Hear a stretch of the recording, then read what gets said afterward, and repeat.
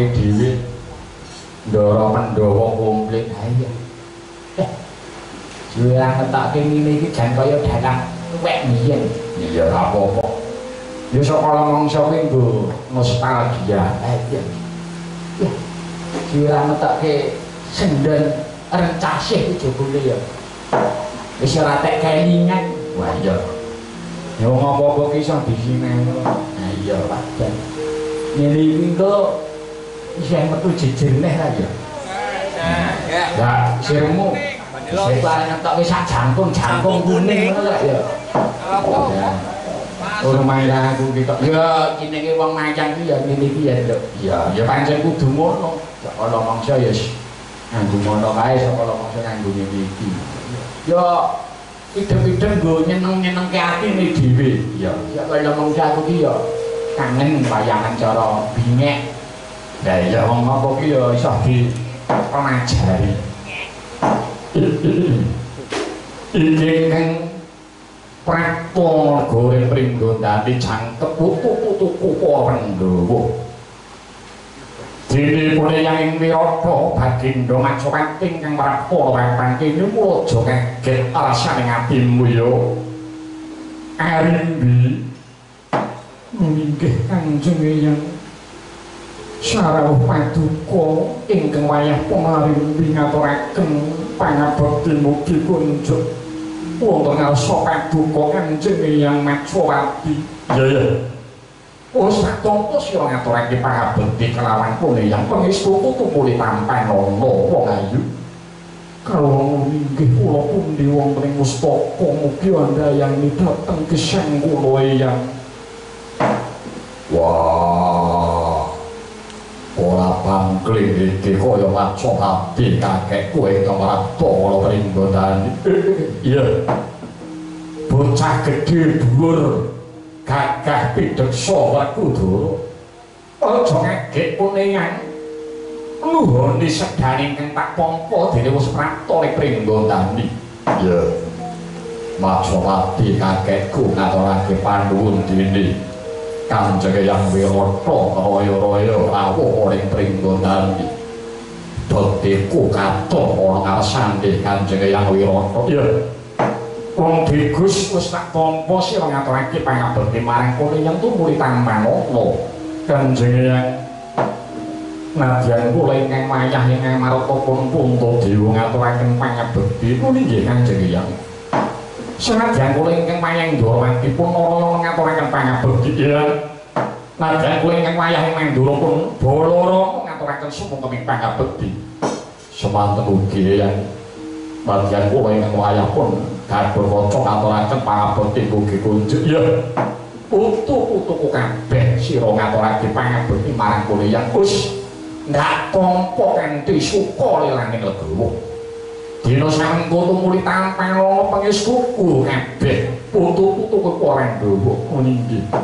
Kula tampi mugi dados jimat paripik. Banjur wigatining perlu dening ana bab-bab apa ingkang kudu ndak lakoni. Dene wektu dina iki pun yang wis prapta ana ing negara. Nduwuk ana ing kasatran Pringgondani iki. Para enggal matur marang ngarsane kula yang Werkudara. Iya.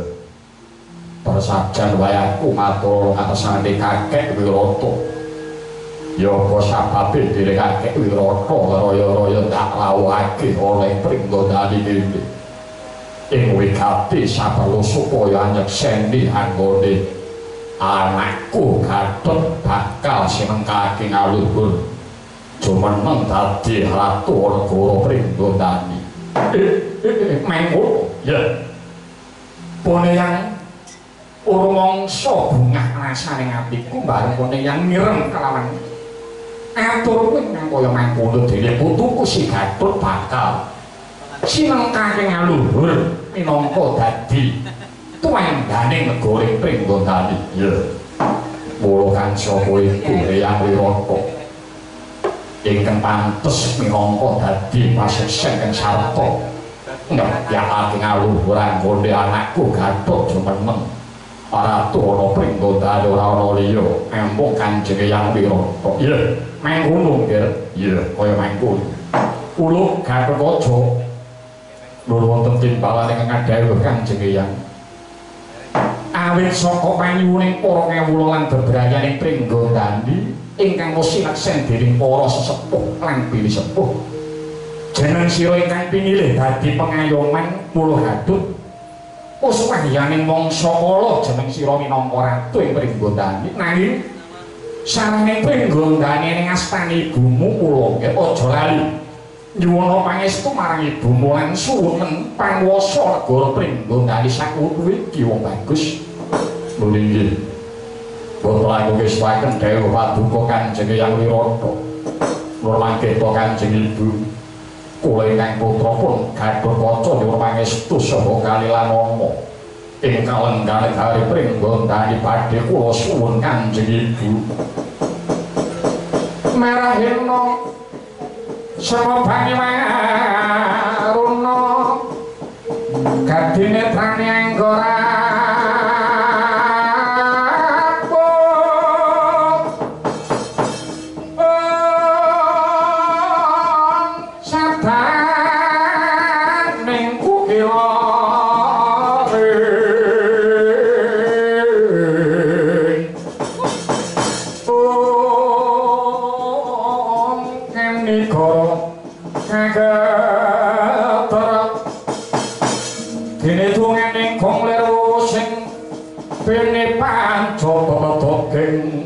ayam ngono bapak ayam ngono iya kulo wis jumbuh marang pamiling para kemulungan bebrayaning Pringgondani ora kleru jeneng sira kula kang jumeneng Nalendra. Mula bacotna sejarah Hyang Prabu Trembaka kula tatanan kawula negara Pringgondani wangunan swasana negara Pringgondani supaya dadi negara ingkang gemah rempah kula cinawi kula supaya para kawula entuk jatining pamareng. Nggih. Kula langkung wiswaken dawuh paduka Kanjeng Ibu. Wis nggih mono dina samengko bakal tak pangestoni nggih.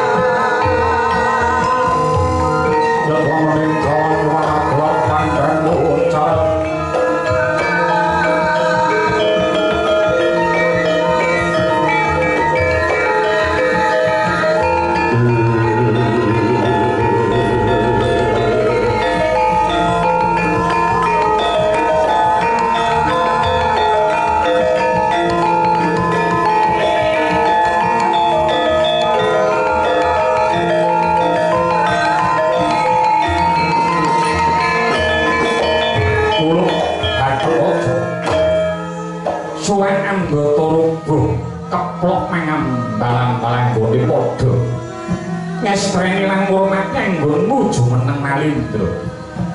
Para Nalendra para pepundhenmu ingkang padha rawuh padha paring jumurung pamuji. Muga-muga anggonmu nyempeng panguwasa lan sasinuyudan dening para kawula tasih. Mung wae kula piwalingipun Hyang Wirata marang Putu Prabu Gatot Kaca sipating Nalendra kuwi aja ninggalake marang tetembungan patang prakara yaiku wibawa wicaksana kang sarta santosa. Wadon sira gelem netepi paugeran patang prakara kuwi satemah jeneng sira Gatot bakal sinuyutan ingkang nuwuhake marang katentreman ingkang dumadi ana ing dalammu ya ing negara Pringgondani. Wis nggih percaya yen to kowe nindakake apa kang ndak dawuhake mau mesti kowe bakal disuyuti dening para kawulanmu. Sareh ning nang sira wis pareng lenggah gampar maisa danu dina iki ingsun paringi wasiat jejuluk Prabu Anom Gatotkaca ya kaca negara sing jagat saisine.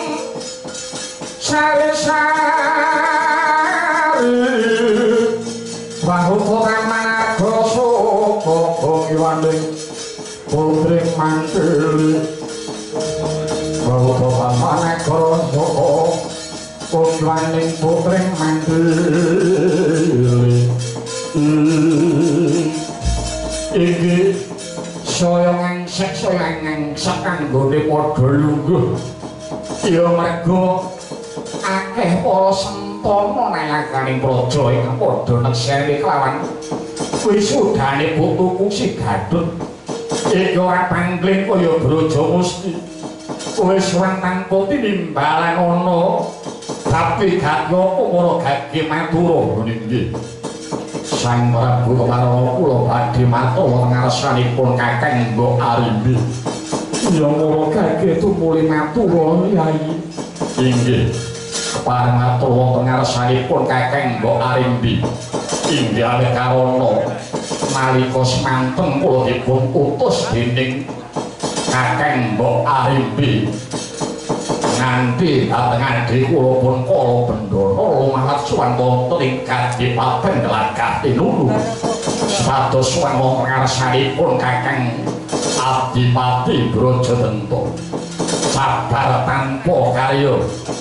Anggen kula suwan wonten ngarsanipun Kakang Brajadenta supados ngaturaken wekdal pringgondani sedya nekseni anggenipun anak kula purunanipun Gatotkaca sinengkaken ngaluhur minangka dados Nalindra parandene sabar tanpa karya pawekdal dinten sawanggih Kakang Brajadenta boten keduga paripaseksin anggenipun anak kula pun Gatot badhe sinengkaken ngaluhur minangka dados jejering Nalindra malah prasetyaning Kakang Brajadenta wekdal dinten sawanggih boten sarujung menawi angger Gatot minangka dados Nalindra wonten kali pringgondani.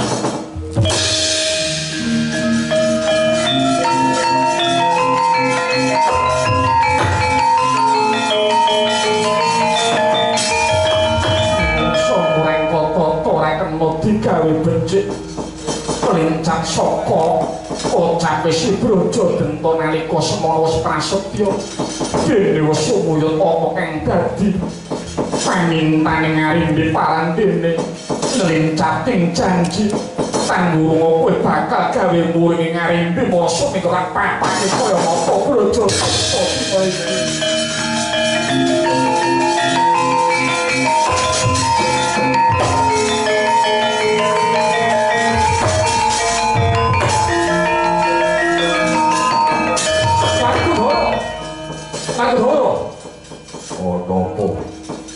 Ing atase bojo Arimbi kuwi wong wadon kabotan Pinjung. Parandine tumeka semana kendhelane wani labrak lan si Brojo Dento. Lah kok malah kowe enak kepenak. Kok trimo meneng wae nang larmu kepiye? Brojo kleru tampa kresna kakangku. Lire kepiye? Yen perkara dapet Gondani kuwi dudu perkaraku. Mergo ana kinakuan dapur anak mantu dasare. Aku ora diwenangake melu cawe marang perkara iki. Panjabri sang kabirang bermangkul kenempet-empet dosang reknaning bawono. Iya kowe ngurmangsani kowe parandene bebasan ngomong jaban garis ning aku ya gumun. Lah wong atase sing dimulyakake mung trimo meneng. Mbokne wae sing atase wong wadon direwangi. Labrak karo si Brojo Dento parandene. Lah kok sing dimuktekke sing dimulyakake mung trimo. Lungguh sira tumpang dangkran sikile. Manggono ning dampar kecara kuwi nalare kepiye? Yo pamit.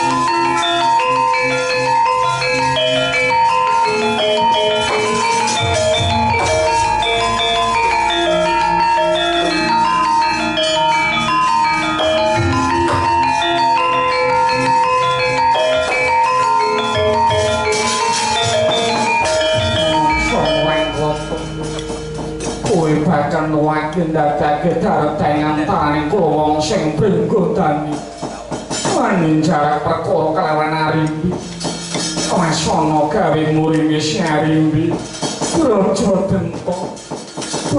Dento mungsa mrantata ora kena ginawe becik aja takon dosa mungsuh utang ana ing emong Arimbi Brojo Dento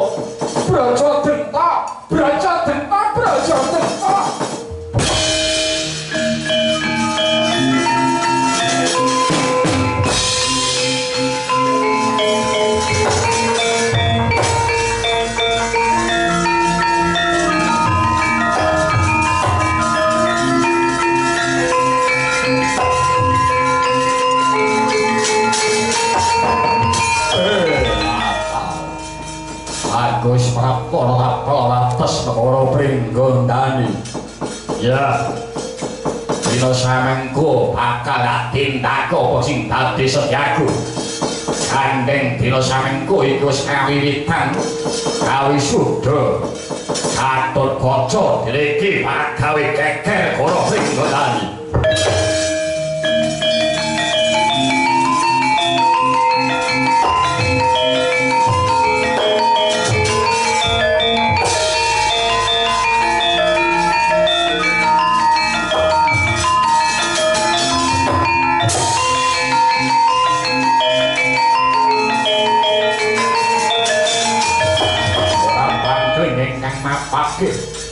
Lawan lakuku iki kaya kakang Mbok Arimbi mungsa kurang toto. Ora kena kinawe becik kowe Brojo Dento ayo. Kowe keduga semingga sapa papan kene apa ora? Aku ora bakal semingga. Yen durung bisa mbok barak kanggone ngadali upacara wisuda, mati dening aku.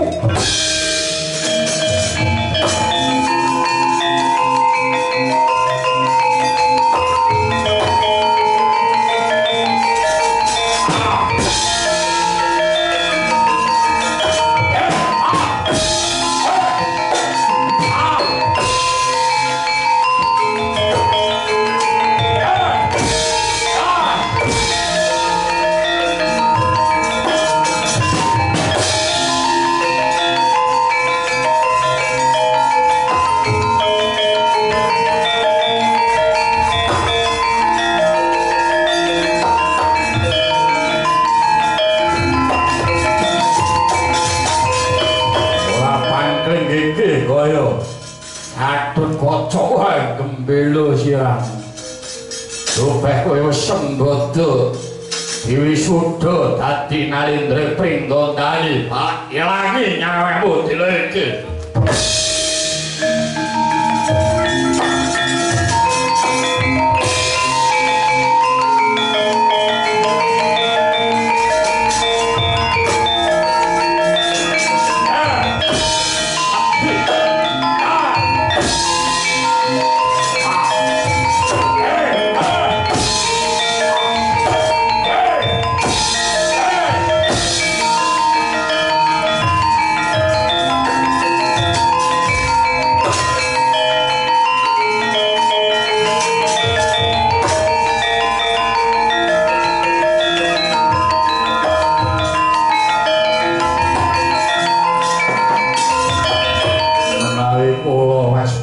Saking katobian ketinggal radi kepala nanggini Pulangger Gadut perang tanding kalian ingkang Paman Brajadanta nggih kados pundi kaya Sanjata pitulungan dateng Paman Brajamusti wedal dinten semangke kula ing sagah manjing wonten epek-epekipun Nangger Gatotkaca ngiras pantes nyirnaken dhateng Kakang Brajadanta nggih.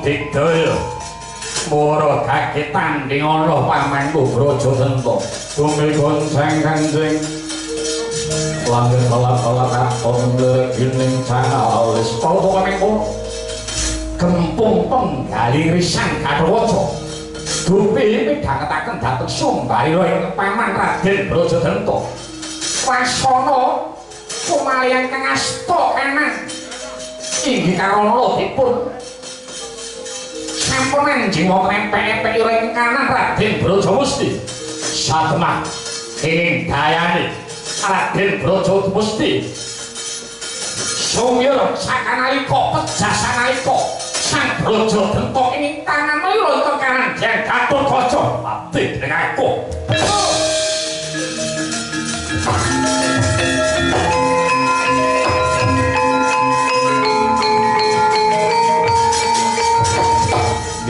Gatotkaca uga sineksen jagat saisine pun Paman Brajamusti ingkang wis sajiwa kalawan jeneng sira manjing ngepek-epek ingkang kanan dene aku ingkang Paman Brajadanta wis manjing ngepek-epek ira ingkang kiri muga jagat aneksenana jireng sira bakal sedayan dening aji ya kuwi Brajadanta Brajamusti.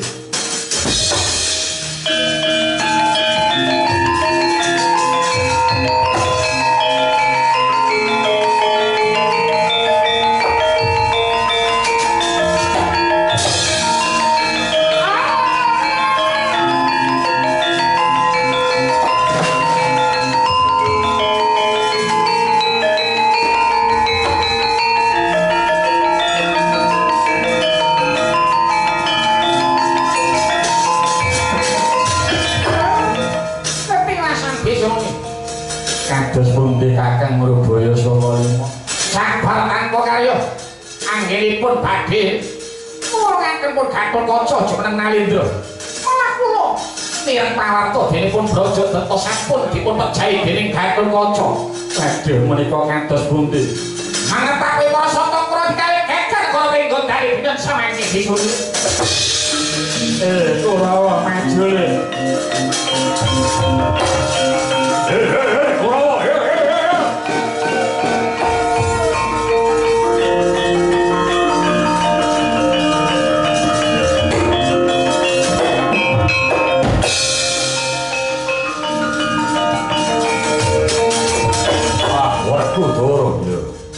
gembelo sirahmu Gatotkaca sadrata negara Pringgondani ya dasar para nyata wah ora trima rasane ati ora condong rasane para Sata Kurawa sing Gatot Kaca sing dadi ratu negara Pringgondani ya apa ora.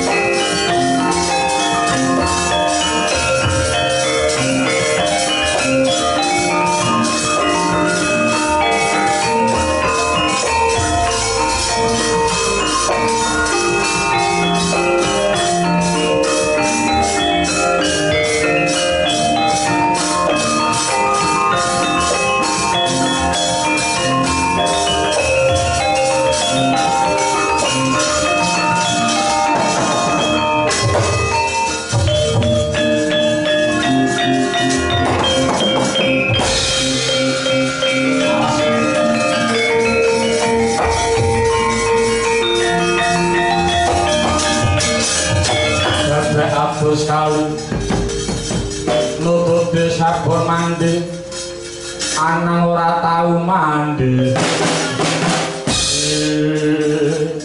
Werkudara ngembelo siramu mongso ora tata tibane witing klopo aja kandamu yo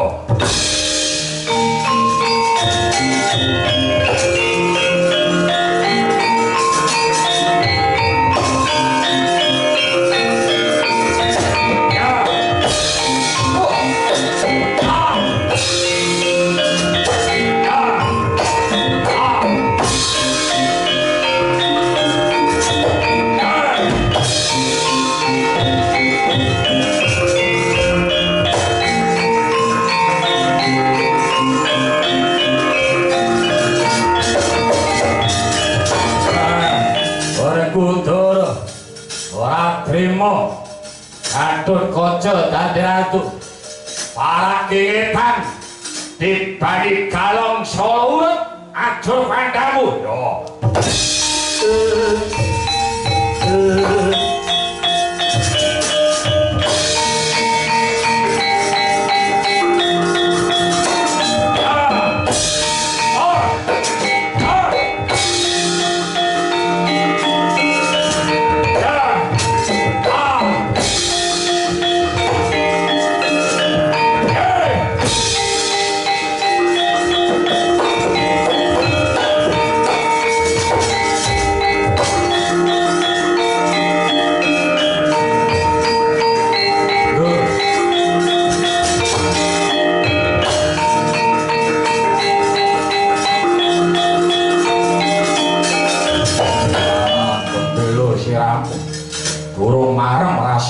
adikku nek ora apa munggah ke sewilah munggah no budhuno munggah milih munggah apa mudhun milih munggah sewilah yo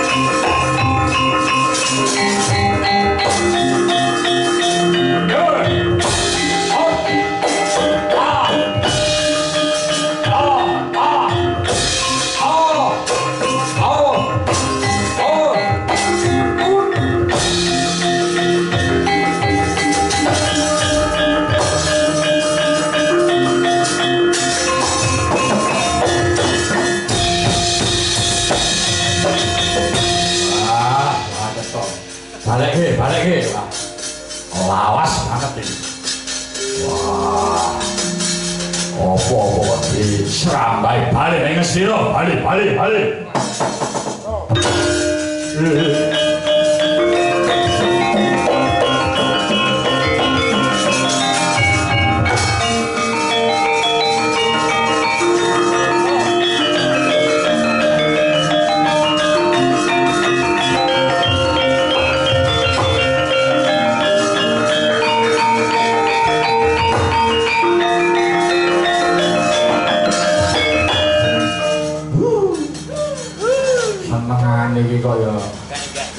Marake mikir. Cerewet lae. Mumpung aku rada lagi gelem. Wis ora gelem wis moh. Ngono wae kaya neko-neko iki sore ku rumah aku kok le ngadi-adi. Kowe sore kok rumah aku le aneh-aneh. Mbok yo wis ngono sing kalah karo gubuk asmara. Cerewet lae. Dudakmu ki ora kependhem nek doeling ae nggih.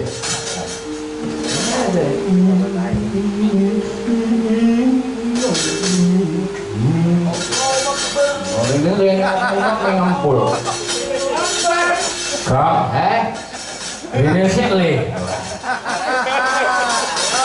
Piye luar kembang sik apa piye? Ben nganti do sengit karo aku. Ben nganti do anyel karo aku.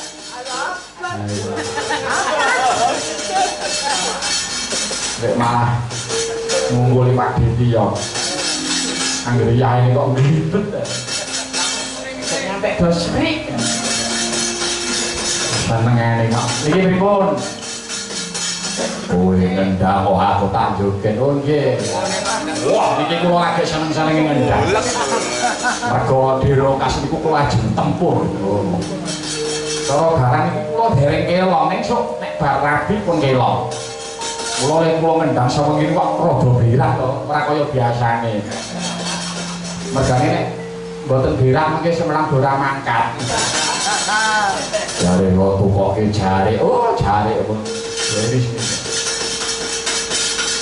Buri-buri ya kok tukoke jare apa? Oh, tukoke. Ora mung jare. Mori banget. Munggo jarian karo ora iki. Ora tau mandi. Iya.